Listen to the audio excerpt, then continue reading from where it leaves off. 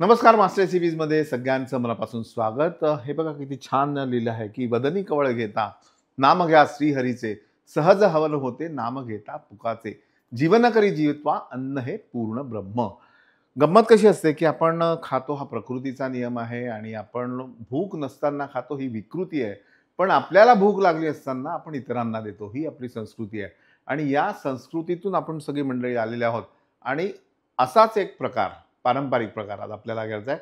आणि हे जे छान तुम्हाला दिसतंय ना, हे आपल्या एक मास्टर रेसिपीजच्या फॅन आहेत ज्या USA ला असतात आणि त्यांचं नाव आहे आचल गर्गे। त्यांनी दिलं आहे। आचलजी thank you very much, all the way तुम्ही तिकडनं इथे हे पाठवलं तर मजा येते।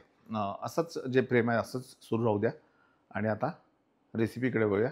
आणि हा पारंपरिक प्रकार आपल्या या वैदर्भीय खाद्य संस्कृती या पुस्तकामध्ये आहे। गंमत कशी आहे की पूर्वी विदर्भात भाज्यांची कमतरता होते, आता आता नाही आहे।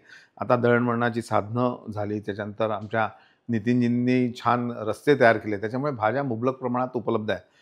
पण तरीही असा एक काळ असतो की त्यामध्ये भाज्या नसतात, मग त्यावेळी अशा प्रकारचं जसं आता आपण जो पदार्थ करतोय त्याचं नाव आहे शेंगोळ्या, असा पदार्थ कामी येतो। करायचं हिरवी मिरची, जिरं, आलं, 2-4 लसणाच्या पाकळ्या, थोडे जाडसर धने, याला छान वाटून घ्यायचं आहे। वाटण्यापूर्वी जर असं करून घेतलं मग चांगलं होते हे, समजलं का जी? एक काम करायच्या आधी थोडंसं मीठ घाला, म्हणजे घसर घसर ये बात।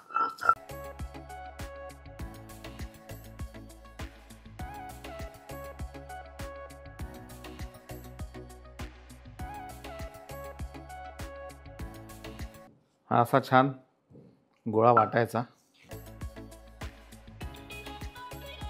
आणि हा पाटा वरवंटानंतर आपल्याला धुवून घ्यायचा आणि पाणी सगळं आपल्याला वापरू शकतो आपण।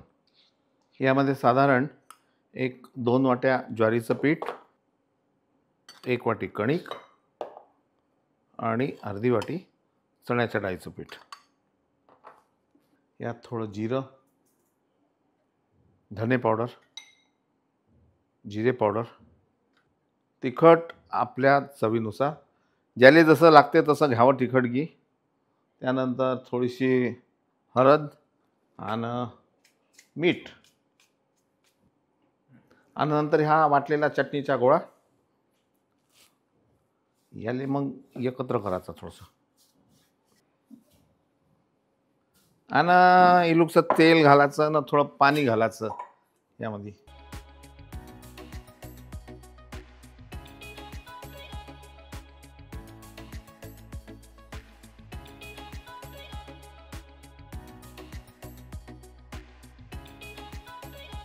याला छान मळून घ्यायचं आणि नंतर याच्या अशा शेंगोळ्या तयार करायच्या। आपण करूयात।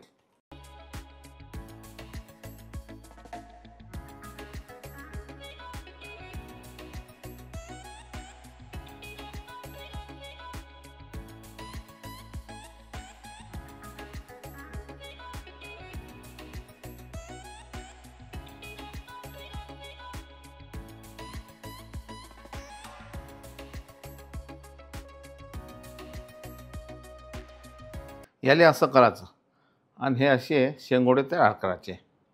मी हे करून घेतो, घे ना बाई, ये ना हात लावून थोडंसं।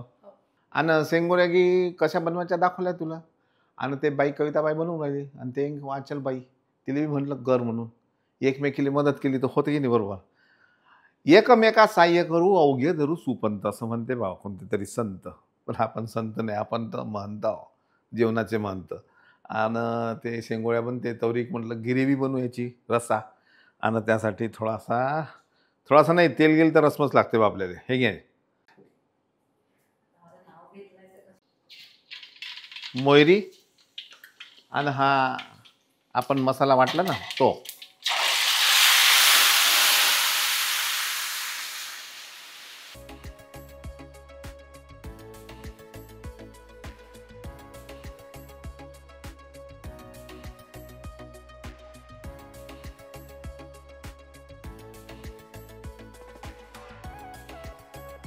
आणि याच्यामध्ये 1-2 चमचे बेसन बी घालायचं म्हणजे तुमचा रस्सा घट येते.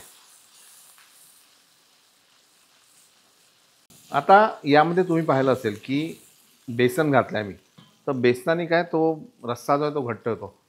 स्लरी पण तुम्ही घालू शकता, पण त्याला थोडासा कच्चा स्वाद येईल किंवा ते बेसनासारखं म्हणजे पिठलं बनवतो तसं होईल. म्हणून सरळ न घाबरता तुम्ही फोडणीमध्ये बेसन घाला, ते छान भाजल्या जातं, खमंगपणा येतो त्याला. मग थोडीशी हळद, न हिरोती आणि अर्धा चमचा कारा मसाला.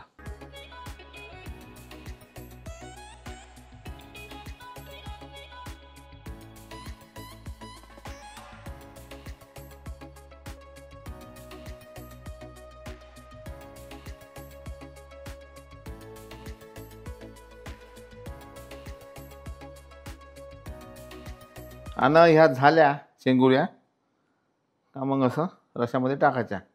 मग कोणत्या लायना राहते, कोणत्या मोठ्या राहते. मग आमचा इथचा बुड्ढा म्हणते हे लायन्या सुनेनं बनवलं आणि एक मोठ्या सुनेनं बनवलं. हे जेव्हा पाणी खळखळ उकळत असतं त्यावेळी त्या शेंगोळ्या टाकायच्या, नाही तर काय होतं की थंड पाण्यात घातलं तर त्या पसरतात आणि मग ते पिठलं होतं. आलं लक्षात? दगड तुला भेटला? चला, दगडाला दगड भेटला.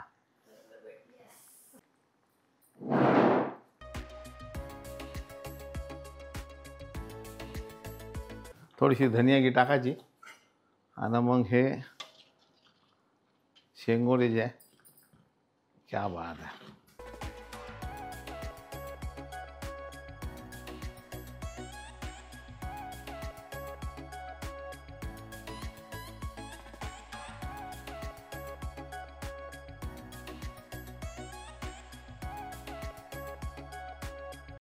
आणि या शेंगोऱ्या तर झाल्या तयार बघा.